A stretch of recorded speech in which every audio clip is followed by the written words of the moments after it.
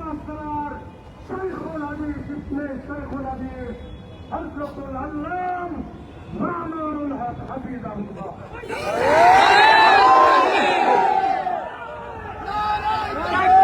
আল্লাহু আকবার, আল্লাহু আকবার। মামুনুল হক, মামুনুল হক। ওয়ালাইকুম আসসালাম।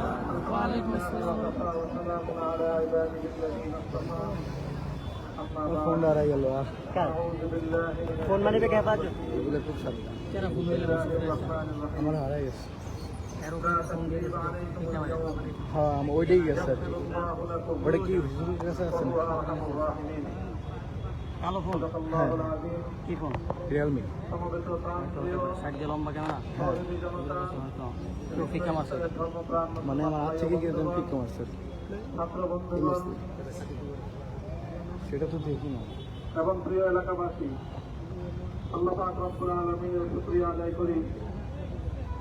আল্লাহ দ্বীনের কথা বলার অপরাধে, আল্লাহ দ্বীনের বিজয়ের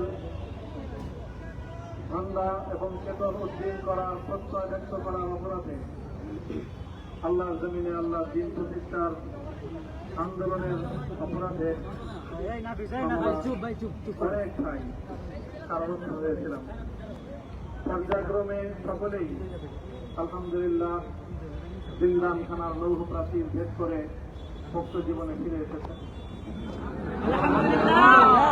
আজ আমার মুক্তির মধ্য দিয়ে 2021 সালে হেফাজতে ইসলাম বাংলাদেশ এবং এদেশের আলেম সমাজের উপর ইতিহাসের অন্যতম এক গভীর ষড়যন্ত্র এবং চক্রান্ত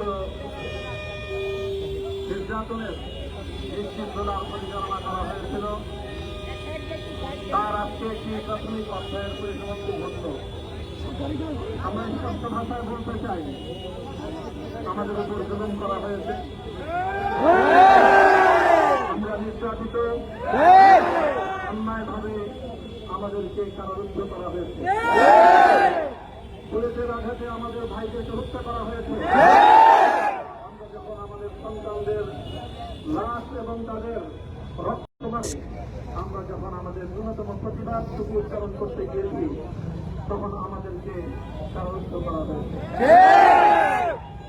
আমাদেরকে নানাভাবে নিষ্পেষণ করা হয়েছে, আমাদেরকে জনগণ থেকে বিচ্ছিন্ন করার সব ধরনের অপচেষ্টা চালানো হয়েছে।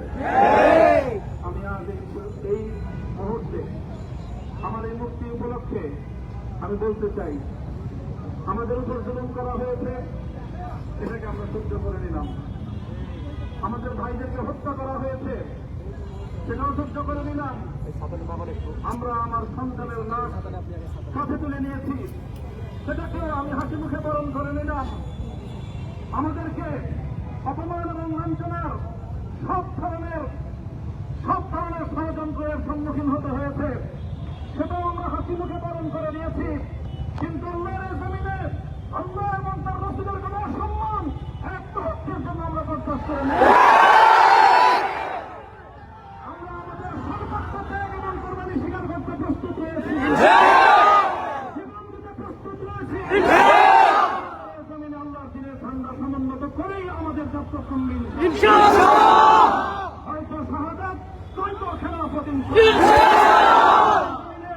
খেলাফত প্রতিষ্ঠার যে আওয়াজ পৃথিবীর দিকে দিকে উচ্চারিত হচ্ছে, সে আওয়াজ বাংলার জমিনে খেলাফতের এই আন্দোলনকে চূড়ান্ত গন্তব্যে পৌঁছাবেন।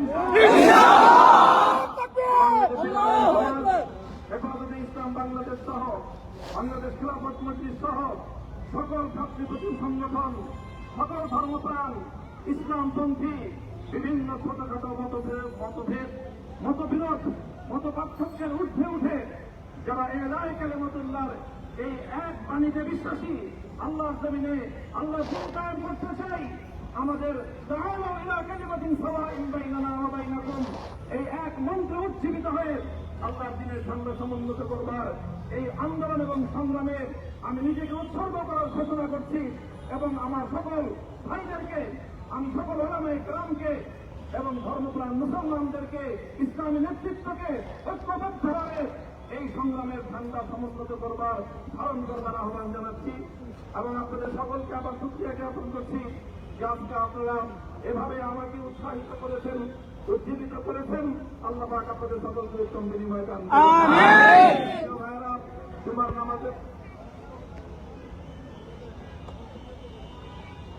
নামাজের একেবারে ঠিক আগ মুহূর্ত। এখন সব মসজিদগুলোতে জুমার প্রস্তুতি চলছে। আমরা এখন এখানে খুব সংক্ষিপ্ত দোয়ার মাধ্যমে আমাদের আজকের এই প্রোগ্রামের সমাপ্তি ঘোষণা করব। এরপরে ইনশাআল্লাহ প্রত্যেকে সুশৃঙ্খলভাবে যার যার জায়গা মতো বা আশেপাশের মসজিদগুলোতে গিয়ে আপনারা জুমার নামাজ আদায় করবেন। আমি আবারও বলছি, আমি আমার আলোচনা শুরুতে কোরআনে পাকের সেই আয়াত শুরু তেলাওয়াত করেছিলাম। হযরত ইউসুফ আলাইহিস সালাতু ওয়াস সালাম কারামুক্তি এবং প্রকৃত যারা অন্যায়কারী ছিল, সেই অন্যায়কারীদের স্বরূপ ওনার সামনে উন্মোচিত হয়ে যাওয়ার পর, জাতির সামনে তাদের স্বরূপ উন্মোচিত হয়ে যাওয়ার পর তিনি যে কথা বলেছিলেন, আমি হযরত ইউসুফ আলাইহিস সালাতু ওয়াস সালামের অনুসারী হিসেবে তার সুরে সুর মিলিয়ে কণ্ঠে কণ্ঠ মিলিয়ে কথাই বলতে চাই, লা তাসরিবা আলাইকুমুল ইয়াউম। ব্যক্তিগত আক্রোশের প্রতিশোধ আমরা কারো কাছ থেকে গ্রহণ করবো না। সকলকে আহ্বান জানাই, মাদ্রাসা, স্কুল, কলেজ, ভার্সিটি, কোন শিক্ষা ব্যবস্থার ছাত্রদের মধ্যে বিভেদ করার বিশ্বাস নীতিতে মামুনুল হক বিশ্বাস করে না। স্কুলের ছাত্র আসো, আমার মাধ্যমে ছাত্র বসে দাও, কলেজ থেকে আসো, ভার্সিটি থেকে আসো, তোমরা হাতে হাত দিলেও ইনশাআল্লাহ দেশের স্বাধীনতা অক্ষুণ্ণ থাকবে। এদেশের ইসলাম এবং হাজার বছরের যে সাধনা সংগ্রাম, সেই সংগ্রাম বিজয়ী হবে ইনশাআল্লাহ। এই জনপদ ইসলাম এবং মুসলমানদের জন্য হাজার বছর ধরে এখানে কালেমার ঝান্ডা সমুন্নত করবার জন্য আমাদের পূর্বপুরুষরা যে সংগ্রাম করে গেছেন, সেই সংগ্রামকেই আমাদের কাঙ্ক্ষিত গন্তব্যে পৌঁছানোর জন্যই আমরণ এক সাধনায় আত্মনিয়োগ করতে হবে। এই আহ্বান আমি সকলের প্রতি ব্যক্ত করছি। তো আপনাদের আহ্বান আলহামদুলিল্লাহ রাব্বিল আলামিন।